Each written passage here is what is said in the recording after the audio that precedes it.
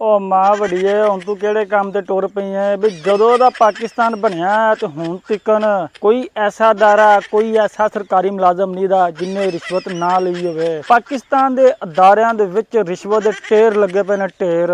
ਜੇ ਨਹੀਂ ਯਕੀਨ ਤੇ ਮੀਆਂ ਇਮਰਾਨ ਅਰਸ਼ਦ ਨੂੰ ਵੇਖ ਕੇ ਵੇਖ ਉਹ ਰੋਜ਼ ਦੇ ਕਿੰਨੇ ਸਬੂਤ ਲੈ ਕੇ ਆਂਦਾ ਵੀ ਰਿਸ਼ਵਤ ਦੇ ਫੜਦਾ ਬੰਦਿਆਂ ਨੂੰ। ਅੱਜ ਮਾਸ਼ ਲੈ ਕੇ ਨਵਾਂ ਹੀ ਇੱਥੇ ਕੋਈ ਫੱਕੀ ਦਾ ਡੱਬਾ ਖੁੱਲ ਗਿਆ ਵੀ ਤੁਸੀਂ ਆਵਾਮ ਕੋ ਰਿਸ਼ਵਤ ਨਹੀਂ ਲੈਣੀ। ਇਹਨਾਂ ਨੂੰ ਬਲਕਿ ਕਿਆ ਕਰੋ ਵੀ ਤੁਸੀਂ ਰਿਸ਼ਵਤ ਰੱਜ ਕੇ ਲਵੋ, ਜਿੰਨਾ ਦਿਲ ਕਰਦਾ ਜੇ ਲੁੱਟੋ ਮਾਰੋ ਆਵਾਮ ਨੂੰ, ਕੋਈ ਚੱਕਰ ਨਹੀਂ ਪੁੱਛਣ ਦੱਸਣ ਵਾਲਾ। ਅਗਰ ਆਵਾਮ ਕੋਲ ਰਿਸ਼ਵਤ ਨਾ ਲੈਣ ਤੇ ਫਿਰ ਆਵਾਮ ਦਾ ਕੰਮ ਕਿਵੇਂ ਕਰਨ ਦੇ। ਇੱਕ ਮਿਸਾਲ ਹੈ, ਜਿਹਨੇ ਰਿਸ਼ਵਤ ਨਾ ਵੀ ਲੱਲੀ ਫਿਰ ਆਵਾਮ ਦਾ ਕੰਮ ਨਹੀਂ ਕਰਨ ਦੇ। ਜੇ ਆਵਾਮ ਦਾ ਕੰਮ ਕਰਨ ਦੇ ਤੇ ਫਿਰ ਆਵਾਮ ਨੂੰ ਐਸੇ ਐਸੇ ਕੇਸ ਵਿੱਚ ਅੰਦਰ ਕਰਨ ਦੇ ਵੀ ਉਸ ਵਿਚਾਰੇ ਦੀ ਸਾਰੀ ਜ਼ਿੰਦਗੀ ਲੰਘ ਜਾਏਗੀ ਸਫਾਈਆਂ ਦਿੰਦੇ ਚ ਤੇ ਬਰੀ ਉਹ ਫਿਰ ਵੀ ਨਹੀਂ ਹੋਏਗਾ। ਬਰੀ ਕਿਹੜਾ ਹੁੰਦਾ, ਰਿਸ਼ਵਤ ਦਿਓ ਗੱਲ ਖਤਮ ਕਰੋ ਬਾਹਰ ਹੋਵੋ। ਹੁਣ ਪੰਜਾਬ ਪੁਲਿਸ ਜਿਹੜੀ ਨਾਕੇ ਲਾਉਂਦੀ ਹੈ, ਕੀ ਗੱਲ ਉੱਥੇ ਰਿਸ਼ਵਤ ਨਹੀਂ ਚੱਲਦੀ? ਉੱਥੇ ਅੰਨੇਵਾਹ ਰਿਸ਼ਵਤ ਚੱਲਦੀ ਹੈ। 100 ਰੁਪਇਆ ਦਿਓ ਭਾਵੇਂ ਜਿਹੜਾ ਕੁਛ ਮਰਜ਼ੀ ਚੋਰੀ ਕਰਕੇ ਲਈ ਜਾਵੋ, ਕੋਈ ਚੱਕਰ ਨਹੀਂ ਹੈਗਾ।